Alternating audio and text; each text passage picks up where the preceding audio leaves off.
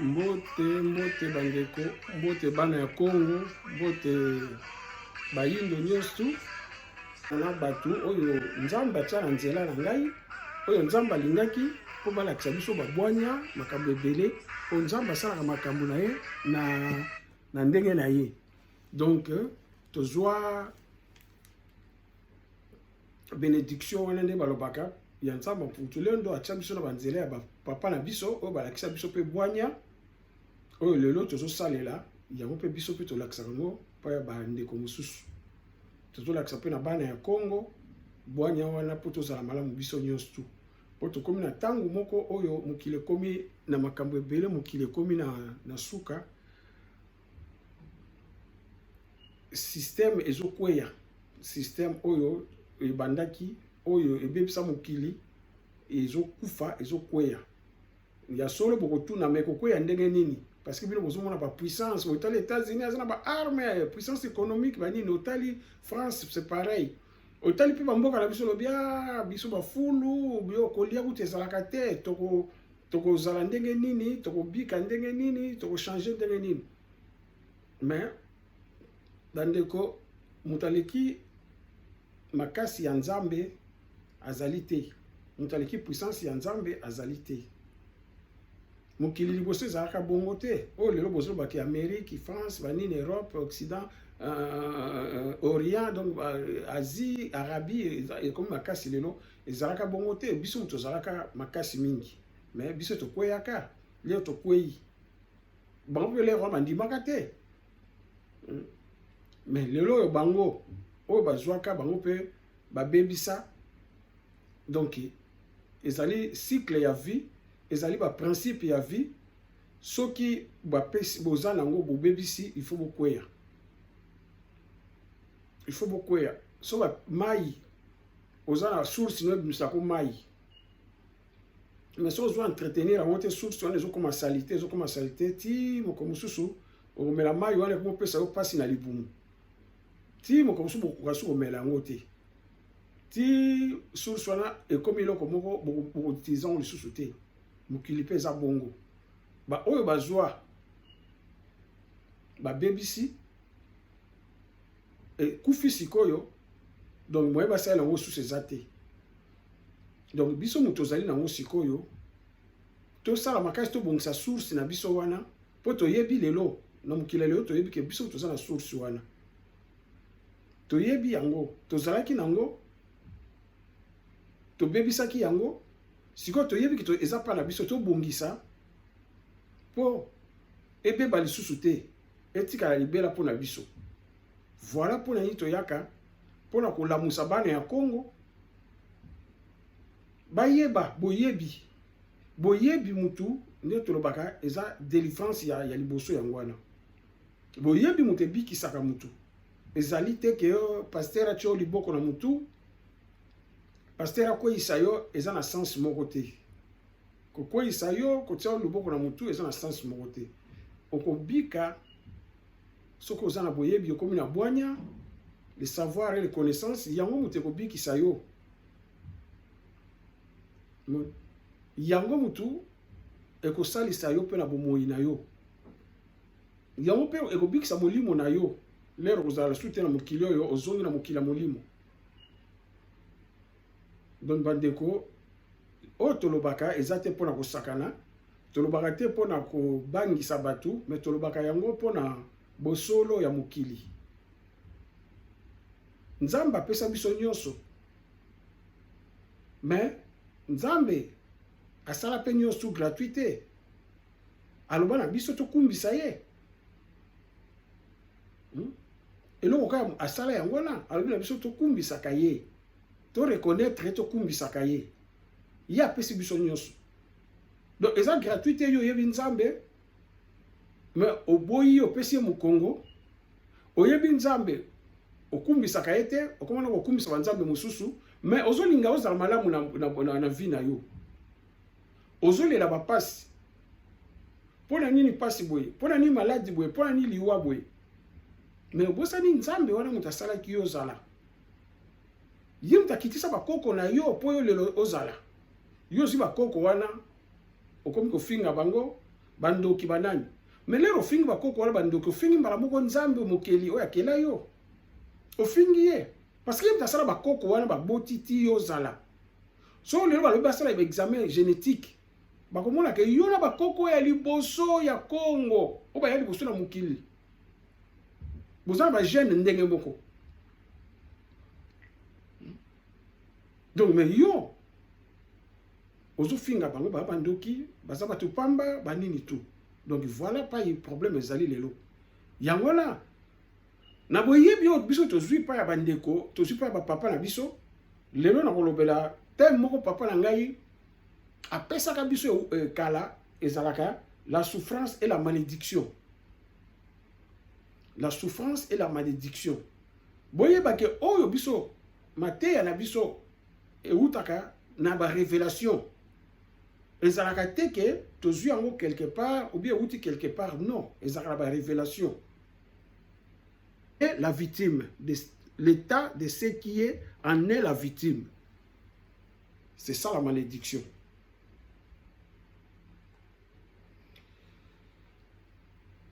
Bolanda bien. Au commencement, le Père créateur de l'univers détenait 10 pouvoirs. Bolanda, la souffrance et la malédiction. Au commencement, le Père créateur détenait 10 pouvoirs. Nzambe, oya keli mokili na ye, na ebandeli, azalaka na 10 pouvoirs. 10 pouvoirs de bénédiction. Il détenait 10 pouvoirs de bénédiction dans ses mains. Lorsqu'il a envoyé Yakala Enkento, donc Nzambe mokeli, na ibandeli Nzambe mokeli, azalaka na 10 pouvoirs ya bénédiction na maboko na ye. Lera tindaki Yakala, donc Mubali, na kikongo kombo Yakala, et Kento na kikongo eza mwasi. Na mabele, lera tindaki bango, sur la terre de Ngipiti, donc Ngipiti, au bengi Égypte lelo, Ngipiti wana, au bengi Égypte lelo, Ngipiti laksi le cœur de Nzambe. Motema ya Nzambe. Ngipiti, Égypte, bazarobe Ngipiti, motema ya Nzambe. Ya Nzambe mpungu tulendo. Il faut qu'on précise bien ya Nzambe mpungu tulendo. Celui-ci, c'est-à-dire notre Père créateur, donna 4 pouvoirs de bénédiction à Yakala et 6 pouvoirs de bénédiction à Kento. Donc, les ratindi abake na mabele na Ngipiti apesi 4 pouvoirs ya bénédiction na Mubali et puis apesi 6 pouvoirs ya bénédiction na mwasi. Ba mama boyo kamalamu. Na sisi na lobela bino. Donc Nzambe apesaki 4 pouvoirs na biso batata, ba apesaki bino ba mama 6 pouvoirs ya bénédiction.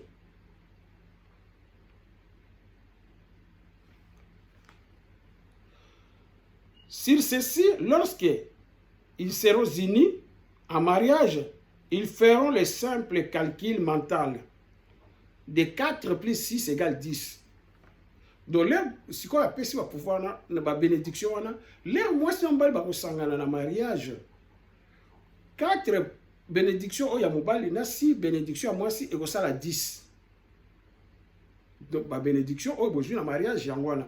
Yanto lobaka, mariage, nous, c'est ça, la bénédiction, nango. Na mariage, yo, tato, bali, moi, si, pourquoi, otika, ba, famille, na yo, bandeko, na yo, ba, yaka, kofinga, moi, si, na yo, ba, yaka, kobundisa, moi, si, na yo. Lero, bali, moi, si, moi, sa, communauté, yo, communauté, moi, si, bokomi, eloko, moko. Comment, yo, bali, moi, si, ozo, privilégier, famille, na yo, que, moi, si, na yo. Comment Moubali a bali yo, oso privilégié famille na yo que Moubali na yo. Ça, c'est la malédiction. Ma maman, ma tata, bola na yongo malam. C'est la malédiction.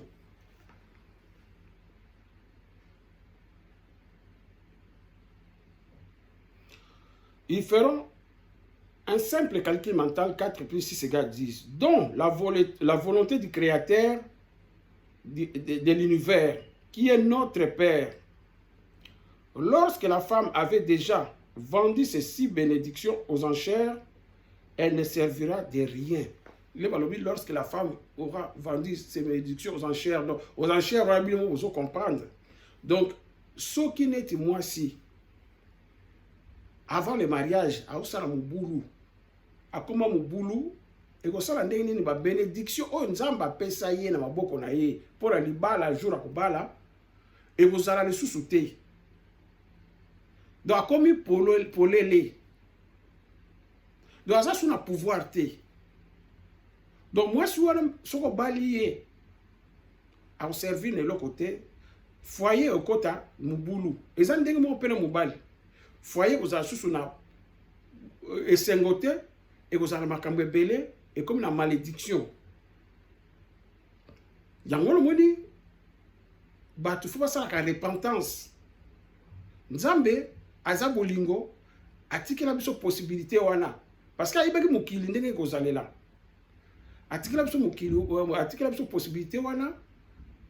To salaka repentance, to tubela kama sumu na biso to senga pardon pa ya Nzambe pour tulendo. Sinon te moi si soki au sali bongo perdre si bénédiction na yo, mobile pas perdre na les à perdre 4 na les beaucoup tana et bozo service sur le côté beaucoup na ni na bino n'a pas problème.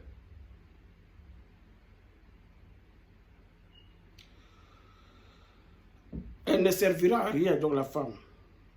Elle ne servira de rien. Pour les pauvres garçons, donc elle ne servira à rien pour les pauvres garçons. Donc pour le mobile, moi, c'est au service sur le côté. Parce que c'est à Tekaki, les 6 bénédictions, avant Babalaï. Qui va les prendre en mariage? Ou la dotera, mais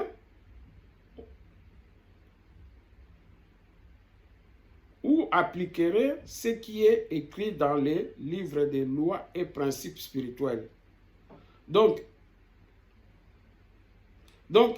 l'air moi si au mobile abali moi si à bongo et là moi sous-souté pouvoir les arabes bénédiction et Nzamba pesa na moi si 6 na oya pesa mobile 4 l'air et salami bon perdre ngo donc surtout moi si soit perdre ngo et comme que et que simba les sous-souté parce que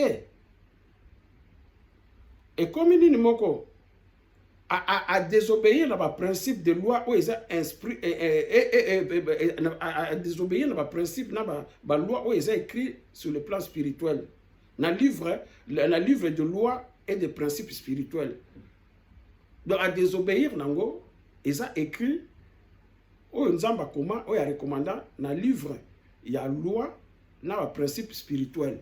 Donc vous comprendre que moi si je l'ai au BBC je peux le au BBC. Or que dans le livre, il y a loi, il y a principe spirituel, nous sommes les aka et komama. Donc, si vous bébé si bongo, libala, mariage nabino, bénédiction et les sous-soutés, d'où il y a un mukili, on a des problèmes. Na bango mbala mingi, mutabomba abota maka, azalaka, na nyon son zamba pesa kaye. Mais muta perda kaka makambuna yesuki abotami na mukili oyo. Mais nzamba pesa ka mutuna oya ye. Nzamba za juste. Après ça que mutu susu za na pasi mususu za non, nzamba pesa ka mutuna oya ye. Mais l'air to bota maka place to ko perdaka par rapport à environnement to ye na mukili oyo, pas to ko perdaka. Na pesa exemple na bi mwana l'air abotami azan mwana muke abani ko kende na école primaire. L'école primaire on a zo kuta na ba camarades mususu baza déjà ya kobeba ba papa na bango ba famille bango ba pesa bango kindoki lokola zandoki marga mwana muke akobebisa baninga na ye akonvute baninga na ye du mwana wana mususu ayebi le côté ba bebisi déjà ba mvute déjà ba kangi ba chance de ba kangi étoile na ye banini tout soki ba raté wana kaka lero zuuta la classe ozonga ka papa moko na quartier avant de na coin be maman moko avant na coin na boson pa na ye amoni ozoleka olati moi et namba no ya propre uniforme bien bien mwana mama wana alobeli yo mabe ou bien envoûté yo. Olongwe wana barate yo oye na ndaku maloba ou bien tata ou bien mama bazala makambo mabe ekomi ko envoûté yo. Ou bien famille ya maman ou bien famille ya papa bazala ndoki bi makambo mabe bakomi ko bebisa bino. Ko kanga ba chance ya famille ko kanga boye ko sala boye ko sala boye. Donc mutu abota makamalamu me abeba kaka na mukili. Po nzamba sala ka mutu malamu, po nzamba saka na bolingo. Azala na bonté. Nyonso nzamba sala ka na bolingo. Yango ko tutolobi, la souffrance c'est le signe de la bonté du Père Tout-Puissant. La souffrance c'est le signe de la bonté du Père Tout-Puissant. Na sens nini? Parce que ce que sala mabe et comme même quand mabe d'où souffrance. Pour les gens qui sont dans malamu. Na pesa exemple ozo bozo ke na nzela muka mulai. Na makolo, na butu ou bien ina moi. Mais tout autour bacha bakanga muyibi. Ba barbelé pour batika nzela la kati batu atambula. Mais yo le ozo ke na bakwe. Bakanga muyibi wana ko sokisa yo bien ko piquer yo. Le ko piquer ko sa nini ozonga na nzela. Oye ba ke koto na zama be na zonga na nzela. Donc ezaka toujours bongo. Donc souffrance et rappel la biso toza na nzela ya mabe zonga na nzela ya malamu. C'est comme ndenge température na nzoto ou bien la fièvre. Et ça la kakeye e bisa yo ke oza na infection ou bien comment ça ne va pas na nzoto na yo zonga luka au sal sa examen pour y ba ilo comment ils ont marché pour se soigner. Donc voilà, la souffrance c'est le signe de la bonté du Père Tout-Puissant. Yanzamba mpungutulendo. Ezali signe ya bolingo yanzamba mpungutulendo. Donc voilà. Donc ce moni ndeto zakabongo, il faut toujours que ça la repentance, que senga na nzamba limbisa ona oyo yebina oyo yebite ya mabe oyo salaki. Ou bien batu azuni ngaba sala yo senga bolimbisi nzambe akoyoka yo pe akosunga yo. Matondo mingi bandeko. Donc to continuer. Ce qui est écrit sur le livre de loi et principes spirituels. Donc, ce que vous c'est écrit. Bon, Mwandavel est l'esprit des pères créateurs. Le livre, on est en train de dire Mwandavel est là. Il y a un moment l'esprit du père créateur. Donc, continuez. Le père créateur donnant les prémices de ces bénédictions au le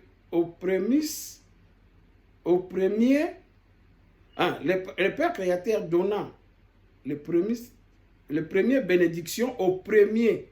Le Père créateur donnant les premières bénédictions au premier, c'est-à-dire les deux premiers nés de la famille, car ce sont ces enfants qui renforceront les liens de mariage sans oublier les autres.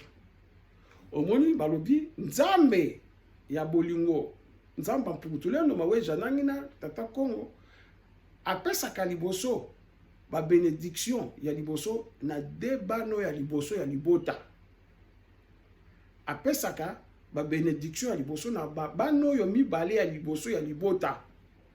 Mais abosani ba misusu te ba misusu pe apesa bango mais bana oya liboso mibale ya libota apesa bango ba bénédiction pour bango tu basala ke lien ya mariage za la makasi bango basimba ka mariage bolingo ya mama na papa po naza si bongo na soki mama akomi na zemi mokolo wana mobali ndengi asepelaka na mwasi na ye soki mama boti naza si mobali so ba bengi na musala kima mbangu fo atika musala fo ya kotala mwana na ye o abota misika. Donc, il renforce le lien, il y a mariage.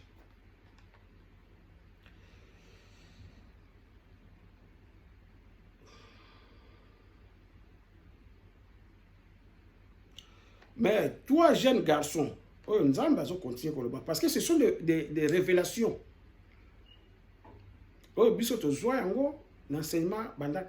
Ce sont des révélations.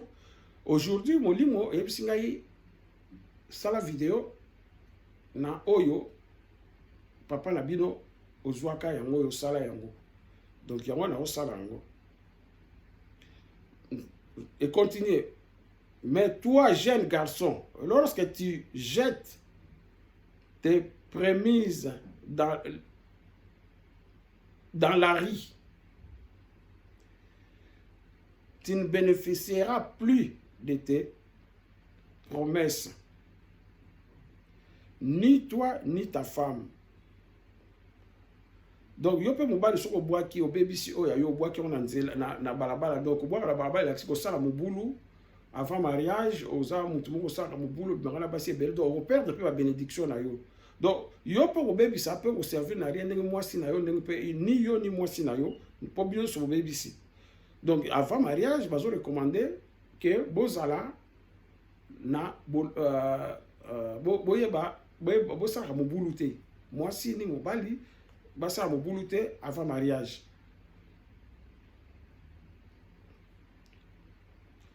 Nzamba continue. C'est là moi Mwanda Velela. Albingai Mwanda Velela. Étant au service du Saint-Père. Autant au service du Saint-Père. Tata Kwatulendo. Je demanderai aux jeunes garçons de s'abstenir des relations sexuelles avant le mariage. Yemoka lobi. Moi, Mwanda Velela za mulimo ya Nzambe yemoko. Lobi. Étant dans un service, il y a du Saint-Père, donc Père Tata Kwatulendo, nako senga na ba jeune garçon de s'abstenir na ba relation sexuelle avant le mariage. Avant le mariage. Mwanda Velela, vous dites encore, vous dites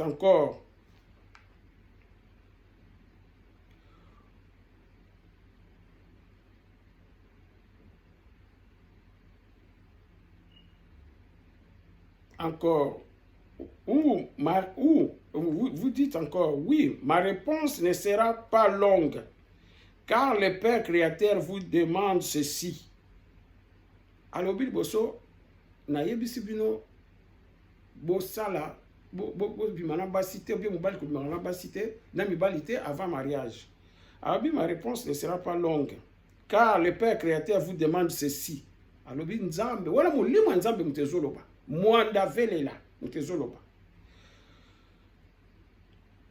Le Père Créateur vous demande ceci: commettre l'adultère à tout moment. Yokani les ont recommandé. Commettre l'adultère à tout moment, non. Et puis ces réponses, non. Mwanda Velela mutumulimo ya Nzambe. On a zopesa bino za ba révélation. Eza mate ya te okende l'église na bino okende doit pour kozwa yango. Eza to okende n'importe qui mpo mutazo basuki kombo nani que kozwa yango. Non, ça c'est des révélations. Papa na biso oyo apesa biso yango oyo paya, azako pesa biso yango pai ngai na koleli pai na zui encadrement na ngai. Azako so mateyo yo 5 minutes ou bien 10 minutes avant abanda mateya mateye. Azui yango.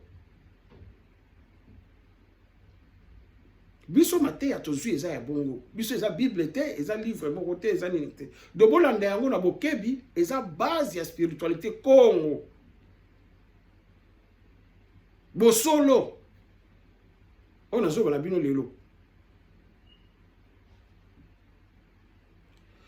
Mwanda Velela lobi boye, molimo ya Nzambe. Commettre l'adultère à tout moment, non. Faire la polygamie, non. Boye bi polygamie, non. Faire l'homosexualité, non.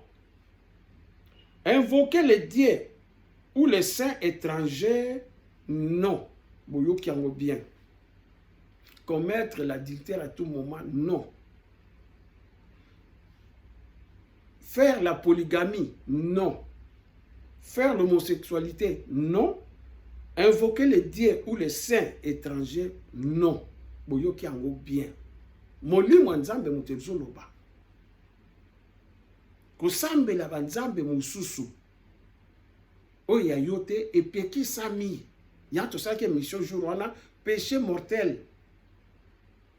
Péché mortel kosambela banzambe mususu ko ba samu kongola nzambe no na bakoko na yo oza na péché mortel bato baza bongo ti lelo basala ba repentance bazonga na nzela bandeko otozolo baza tokomi na tangu pembeni tokomi na tangu ya pembeni na zoba na bino bandeko c'est le moment mutu nyonso oya yebi ke asala ka makambo eza na nzela te asala ba repentance azonga na nzela na lobi kaka na bino te nazoba pe biso moko pe ngai moko pe baloba lero zolo ba foyo kaka pe koye koyoka koloba eleki koyoka eleki koloba donc nazo incriminer batute mais nazo loba ke toye na mukili moko tokuti ke babebisa makambo nyonso bakosa biso mais totikala na bozoba wana te tomibongisa po toyebisi ko vérité moyindo kuyi kozala ni chrétien kozala ni musulman kosambla banzambe bapaya te molimo ya nzambe elobi yango bozwa te mpo papa lema moto azoloba na bino oyo molimo ya nzambe moto elobi yango mwanda velela mwanda kongo yango moto ezoloba yango oyo aza na matoi ya koyoka ayoka to continue alobi lisusu accepter que tes ancêtres firent des sorciers non bozoka makambo bazopekisa accepter que tes ancêtres firent des sorciers non avoir des relations sexuelles avant le mariage non détourner l'argent de la communauté non voler non tuer non faire la violence à ton semblable non babio violence na muninga na yo mutu non koyiba non koyiba mbongo ya communauté non bapekisi yango bandeko biloko wana nyonso juger pour l'intérêt de l'argent non kolinga te o juger mutu o monisa mutu mabe pona intérêt na yo ya mbongo eza lisumu munene kosala yango te bapekisi yango prêter de l'argent à ton frère avec intérêt non kozwa mbongo po moninga no aza na problème ya mbongo azangi aya asengi yo mbongo opesa ye osalisa ye yo ozwi opesi ye oyebisi ye okozongisila ngai opesi ye 100 euros okozongisila ngai avec intérêt 200 euros ndenge ekomi na mokili ke bapesaka eloko te 100 eloko bino boyoka pesa eloko ozwa eloko bino boyoka nde bolobaka wana mangala oyo mabe kote ya mabe eza terrible bokoma kutu makasi nango donc eloko ekoma malamu yango wana mabe ekoma nango malamu ekoma mabe kopesa kosalisa moninga na yo te mpo osatendre ozwa intérêt nango eza mabe mingi kolinga mpe moninga na intérêt te kosala likambo mpe te mpo na intérêt moko boye mpa ya baninga donc voilà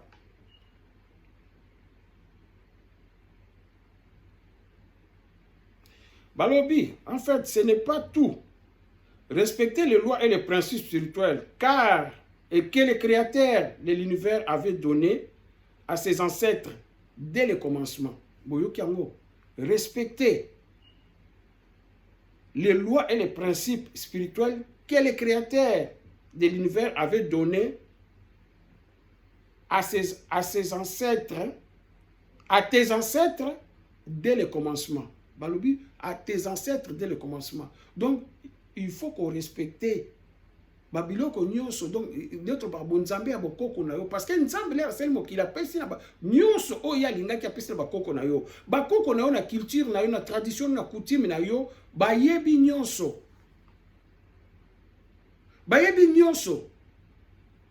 culture wana eza éducation mobimba donc éducation ne banda mokile banda bakoko na biso yango il faut kitapa na biso tradition ezali histoire na biso banda mokile banda yango bakoko baokitisa ti pa na biso coutume ezali éducation eza habitude na bino banda mokile banda yango moni kozongi kolongwa na culture na bino eza kobunga ya libela boza su na identité te Pour Nzambe le rasali mokili na ye dès le commencement apesa oyo ya bino, apesa ngona bakoko na bino. Balobi yango wa molimo Nzambe mutezolo pa bandeko. Respecter les lois et les principes spirituels que le créateur de l'univers avait donné à tes ancêtres dès le commencement. Yosko ben bakoko na yo bandoki. To continuer, mwanda vele la do molimo Nzambe. Oh nazo ba meza ba révélation. Beaucoup monde on nulle part. Exactement beaucoup on la Bible sur wapi non. Mwanda vele la nous dit encore ceci, ceci je regrette de votre ingratitude vis-à-vis de moi. Voilà, vis-à-vis de, je regrette votre ingratitude vis-à-vis de moi, votre Père créateur qui vous a tout donné par rapport au peuple du monde entier. Molimo Nzambe lobi nazo regretter ingratitude nabino par rapport ya ngai Père nabino mon créateur nabino on appelle ça bino nyonso par rapport ya ba peuple mususu ya mukili na pesa bino nyonso bolanda Mateo bomona bozo se retrouver na bonzambe na bisora bolanda ngo.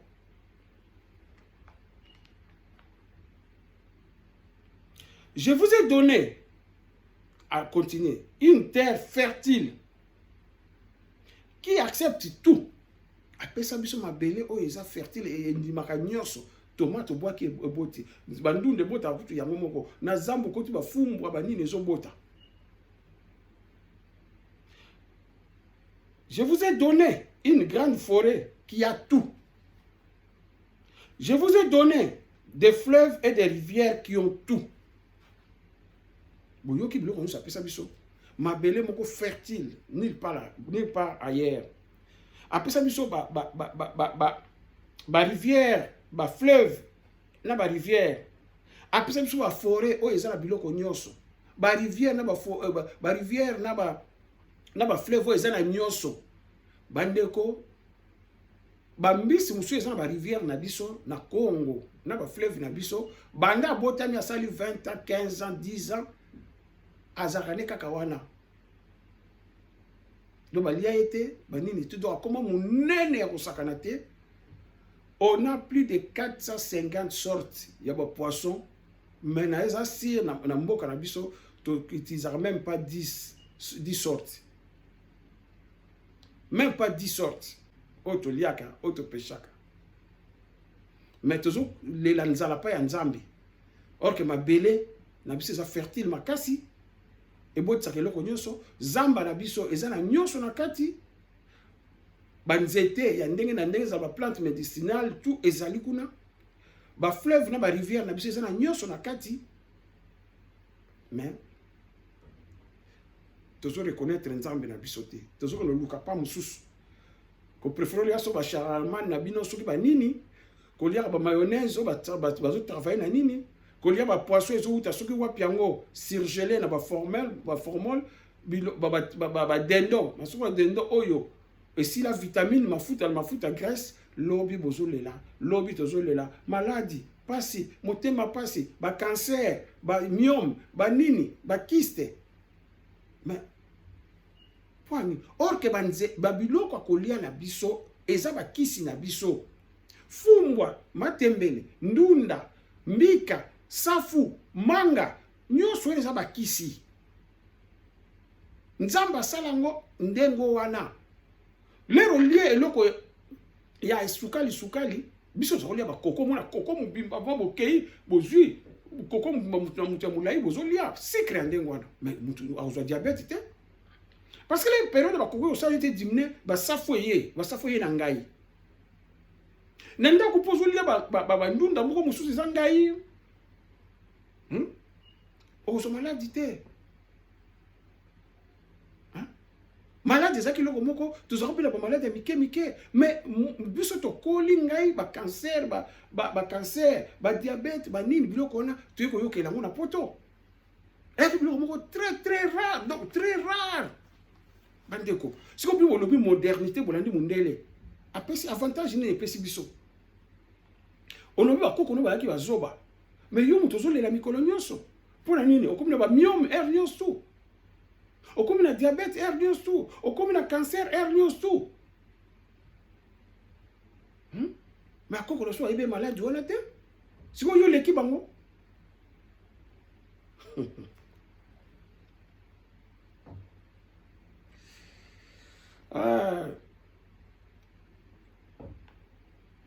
Je vous ai donné un sous-sol qui a tout. A continuer na pesa bino sous-sol o ezana nyoso.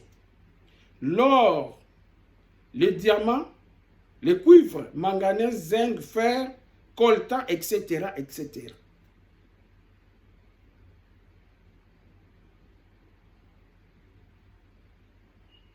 Mais vous criez au Père Créateur, nous n'avons pas mangé.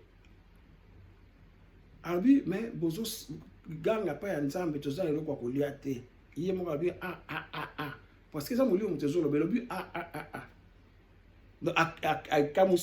c'est grave plus que la gravité. C'est grave plus que la gravité. C'est grave plus que la gravité elle-même. Donc, alobi, yemo akama alobi, bozo ganga pa ya nzambe ke bozo na lokwa kolia te. Alobi, c'est grave plus que la gravité elle-même. Vous oubliez que vous étiez déconnecté du créateur de l'univers. Vous oubliez que vous êtes déconnecté du créateur de l'univers. C'est lui qui vous a tout donné. Vous avez accepté les spiritualités, les coutumes, les traditions, les civilisations des autres peuples. Bosani, que beaucoup m'ont déconnecté là, créateur, Nzambe na bino Nzamba pour tout le monde. Parce que Bolanda, la spiritualité étrangère, il y a Batumususu. Bolanda, ba coutume et tradition, la civilisation, il y a autre peuple. Est-ce que Moli Mwekosi, or que, tozo vivre le lo, il y a un tour baraté, il y a un thème de ensemble. Les gens semblent à Yahweh, semblent à Jéhovah. Les gens qui ont lié à Bilo, ils ont terminé le bas surgé, ils ont tenu le massacre de Bilo, Kauka, Bilo, Ndengwana. Est-ce que, aux Hollandais, Oyayo, Bilo pasteur, Bilo prophète, il y a Congo. Ba homme o sambela so nzambe na bino suki nini wana nyonso eza mabe kaka mariage coutumier oyo songo bala mwasi na yo obi obengani mwasi no na ndaku okosi ke nzamba la kiso jeune fille oyo azwa na église na yo oyo vande saka liboso a travailler pour mikuse soki obengani mwasi na opona ye ale ozwi mbongo okopesa coutume wana ndo ndimi de coutume eza malamu mais oyo sikoyo bazoloba nyonso ya mabe ozokosa bandimi na yo bandeko bofongola misu bandeko oyo eza enseignement moko munene na kopesa bino euti na molimo nzambe molimo ya nzambe mwanda velela mutezoloba oliko yoka oyoki oliko koyoka te oyoki te. Mais botuna nzamba putuleno loba oyo papa le mazotanga azoloba botuna nzamba putuleno nzambe le père créateur botuna ye o papa le mazoloba eza oya yo oyo utie pa ino botuna ye bon botina ba commentaire ou bibo benga bo critiquer so na kosi mais botuna nzambe.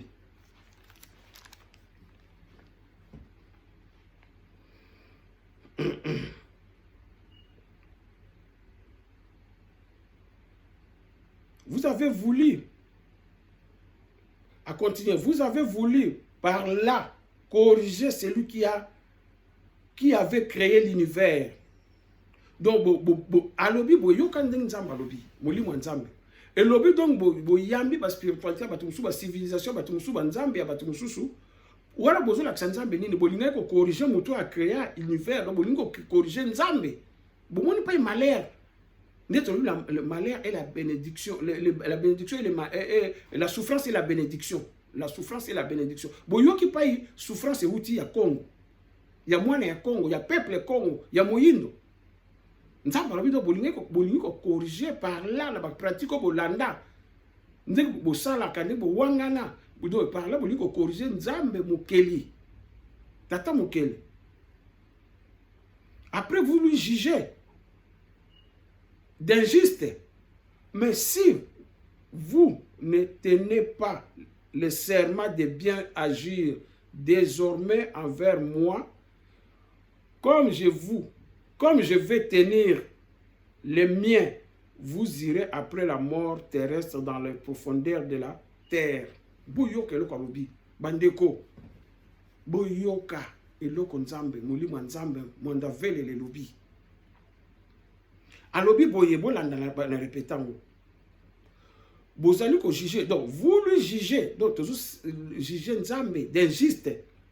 Mais si vous ne tenez pas le serment de bien agir désormais envers moi, de bien agir désormais envers moi, comme je vais tenir, Yazoba, comme moi je vais tenir les miens, donc il y a un principe à tenir en haut,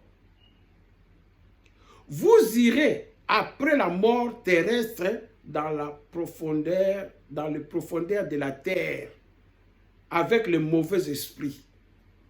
Boyoki bandeko na ngai tolobaka na bino ngo. Donc bino nyonso bozoyoka te tozoba na bino. O eza molimo ya Nzambe nazo répéter Nzamba zoyoka nga na oloba na bino. Mwanda vele la mutezo loba bandeko bino bolandaka ngai bolanda makambo na oloba na bino. Nzamba lobi l'air bino bozo respecter makambo ya chate. Ye ako respecter o ya ye. Nzamba koyoka mawate ndenge bozo kufa wana. Akoyoka ne mawate parce que bolingo respecter te. Ndenge passe wana ezali bolingo respecter te yana ezali bongo. Ndenge bamboka na biso ezali parce que bolingo respecter te ekozala kaka bongo. Mais so bokufi milimo na bino ko na profondeur de la terre avec des esprits mauvais. Alobi yango clair bandeko.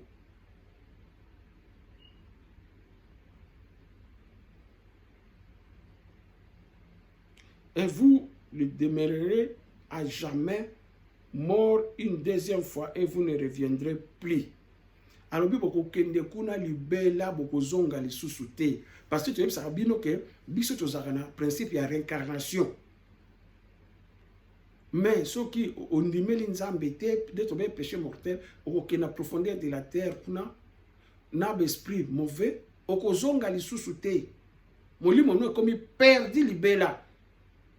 Donc, nous avons des bandeko mingi, bakoko mingi, oba osala mabe koleka bandoki banani, oba bosana ka Nzambe na biso Nzambe mputulendo, oyo bakende milimo na bango ebunga libela. Ebunga libela. Yo muto oloba kokoma oza chrétien musulman bosana ba principe no culture na yo obwaka bakoko no bakwa bandoki tala sort na yo. Mateya oyo eza rappel biso to sali yango. Potangu ifoene to komi pembeni bandeko ngamo na yebite loko etindi ngai papa na ngai apesa ngango kala ça fait longtemps le lokaka bolimo etindi ngai na koti kaka ebisinga fo sa mateyo yo mbala moko donc na pesi mbote na papa na ngai pa yazali papa ya munene ya bwanya ya makasi oyo Nzambe atinda pona Congo. Tozo continuer misala tokende liboso po tokokoma.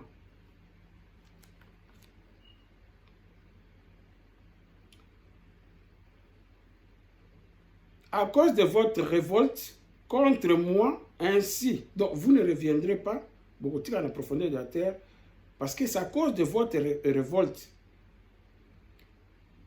contre moi, ainsi parle le Père créateur. Et il ajoute, prêtez tous les serments. Prêtez tous les serments. Prêtez tous les serments.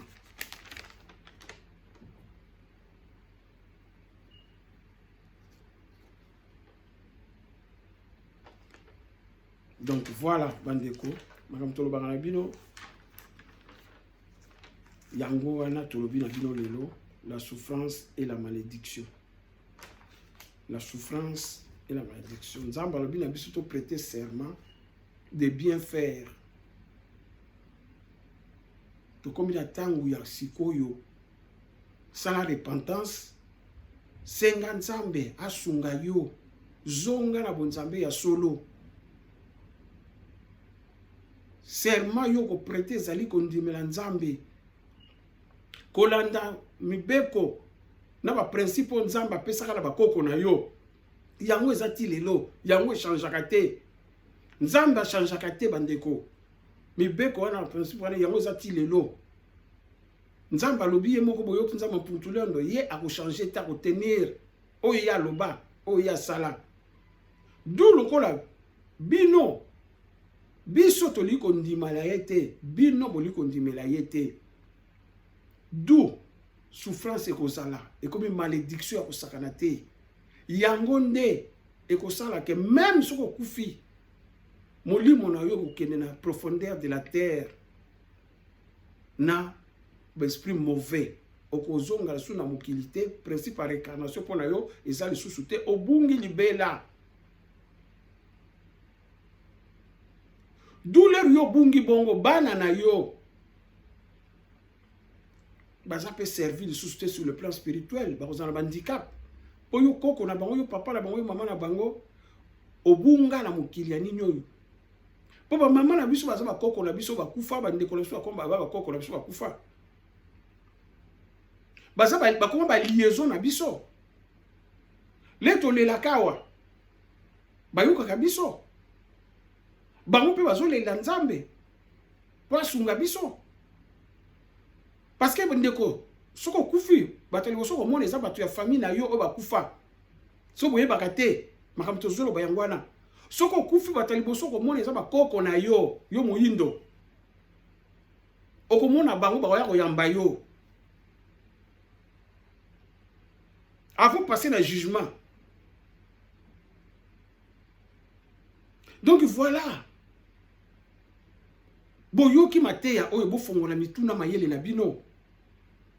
Tozonga na bonzambe ya solo, bonzambe ya nzamba mputulendo. Bonzambe vulus ki mbangwa yaki pona biso. Oyo moneli pasi. Oyo bazwi sete ya mulai ya 30 cm batie na mutu ba beti na marteau, sete koti na mutu makufite. Batie na sidi, batie mabanga, batie na sidi, beti, batie na kati ya sidi, babwaki na nini, akufite. Nzambe wana, yango oyo asala yo, oyo yozo wangana, oyo tiki yoko yambano wa nzambe mususu, yoko mi chrétien, naza musulman. Olingi ozala malamu na vie, olingi mboka ebonga, na kolanda biloko wana, boyoki nzambe alobi molimo ya nzambe uti koloba. Molimo ya nzambe uti koloba. Tango eza lisusu musika te. Système ezo changer système ya mokili. Mundele bayebi yango, ba mindele bayebi yango. Ce n'est pas pour dire ba Macron va multiplier ba réunion na ba peuple ba président africain. Ce n'est pas pour rien ba ONU na makende ko se planter na Congo. Eza makambo mususu na kati kuna boyebi te. Mundele se ayebi yango bazolo ba yango bolandaki même sénateur ya américain nga lobaki. Ba mindele bayebi yango kaka yo moyindo muto yebi te. Poli ko yeba te bandeko. Eza mawa mingi tozonga na bonzambe oyo. Tozonga tolongwa na ba ventiro tozoleka mikolo yo nyonso. Parce que ndiko kenda kana na bo église. Osa kana ba ventir. Donc osa ventirier maman osa ventirier mais osa pe ndoki. Parce que lero kenda kuna kinoteka kabana na yo. Okinoteka ka libota na yo. Lero zonga kana ndako zonga na ba plus de démons. Donc lero kuto longo na ndako noza sembo mero zonga na ba démons. Okoti na ndako na yo. Yango na ndako za calme te maladi pasi ko swana mubulu. Yango na mboka za pasi maladi ko swana mubulu liwa. Bandeko bozwa mayele bo fongola mayele. Bo fongola mayele. toyaka awa pona koya kosakana te. Ba misusu ero ba omela mwa bière na bango bazolia banini ngai na 8 ans biso tozwaka ta po tuya koloba na bino bandeko pona bolingo o toza nango. Donc boyoka makambo na oloba na bino oyo boyoki oyo ezali mwanda velela molimo ya Nzambe ntevulobi mateya wana pona lelo tosuki awa bandeko ba commentaire mutu a comprendre te oya comprendre ta poser ba question abenga 0752 1752 02 0751 88 68 78 akoma to expliquer ye matondo mingi bozala malamu pai bozali bana ya Kongo bana mvuluzi kimbangu Nzamba mpuntule daza na biso nyonso na kombo mvuluzi kimbangu matondo